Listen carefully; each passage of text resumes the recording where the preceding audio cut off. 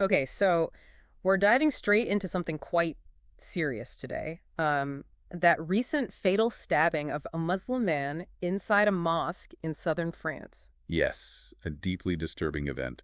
President Macron condemned it, of course. Right, but it really throws this whole issue of Islamophobia in France into, well, sharp relief, doesn't it? It does. It feels like things are escalating, moving beyond, just hate speech or discrimination into actual physical violence. And France has one of Europe's largest Muslim populations and seemingly a high rate of these kinds of anti-Muslim incidents already. Exactly. So that's what we want to unpack today. Based on the sources we've looked at, what are the manifestations, the impacts of Islamophobia there? Let's get into it. So one point raised is the role of certain media outlets.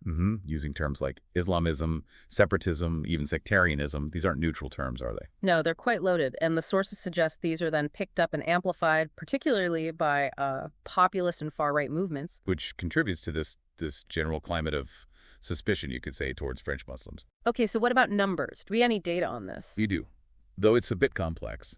The French Ministry of Interior, their figures for early 2024 show 173 anti-Muslim incidents. Okay, 173. How does that compare? Well, it's actually a decrease from 242 in the same period last year. A decrease? That sounds positive. On the surface, maybe, but the sources note these are mostly attacks on individuals, direct physical attacks, which is still incredibly concerning. Right, the nature of the incidents. And there are other figures, too. Yes, a Brussels-based NGO, the Anti-Islamophobia Group in Europe, they reported 501 anti-Muslim incidents just in France back in 2022. 501 in France alone. Out of how many Europe-wide? Out of 527 across 13 European countries they monitored. Wow, so that really puts the French situation into perspective. It seems disproportionately high. It does suggest France is a particular hotspot.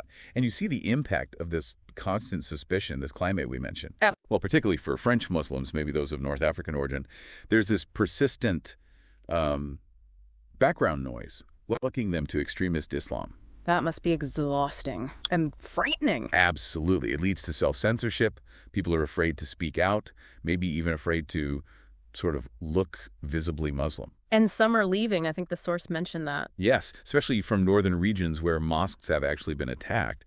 Some are choosing to emigrate. It sounds like the definition of what attracts negative attention is widening, too. It really is. It's not just about, condemning actual jihadist violence anymore. Yeah, it's who? Visible Muslims in public, women wearing hijabs, men with beards, but also, interestingly, anyone criticizing government policies. What kind of policies? Things related to Islam, secularism, even the French stance on Israel and Palestine. If you voice criticism, you risk being targeted. And there's this issue with the term Islamophobia itself. Exactly. If you denounce Islamophobia, or even just use the word, you can find yourself accused of Islamism. Or being linked to the Muslim Brotherhood.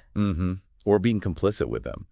It effectively marginalizes or silences dissenting Muslim voices. Which might explain why many politicians seem to avoid the term. That's right. They often opt for phrases like hatred against Muslims or racism against Muslims. There seems to be this perception, at least in some French political and media circles, that Islamophobia as a term is some kind of attempt to, impose religious censorship. Yeah, to shut down free thought or criticism of religion, that's a common framing. But this isn't just contained within France, is it? You mentioned the European context earlier. No, it's broader. Yep. The EU Agency for Fundamental Rights, their reports show increased racism and discrimination against Muslims across Europe. Particularly, they note, after the October 7th events.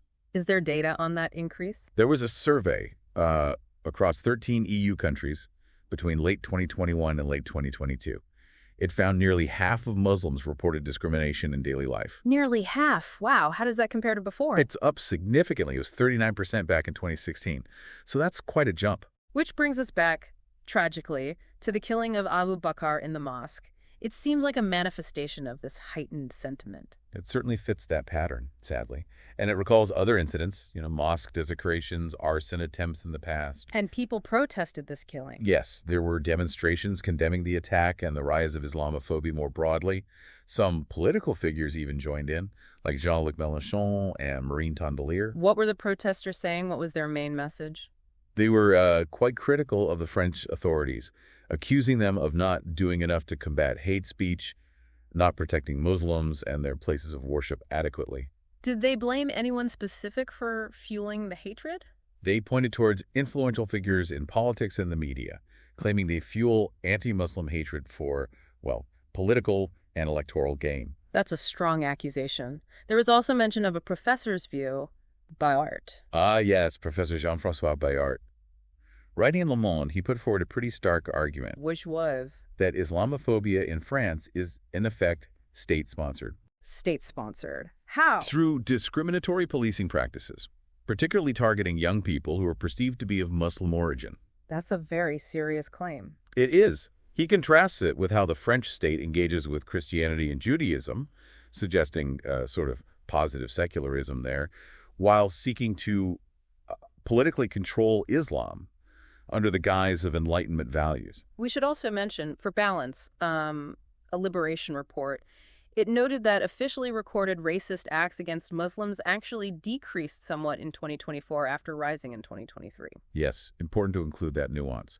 A slight decrease in anti-Semitic acts was also reported in that same period. And another professor, I think Professor Van Honest-High-Put, highlighted how Muslims who do speak out publicly risk those immediate accusations we discussed. Right. Being labeled Islamist or linked to the Muslim Brotherhood, it really chills public discourse for French Muslims. So it paints a really complex picture, doesn't it? This tension between national identity, secularism, religious freedom. And the very real rise of intolerance. It's a difficult balancing act. It definitely leaves you thinking, doesn't it, about the challenges minority groups face in, well, theoretically secular societies. And also the huge responsibility that media and political figures have in shaping the conversation and ultimately in ensuring people feel safe and, equally treated. A lot to consider there.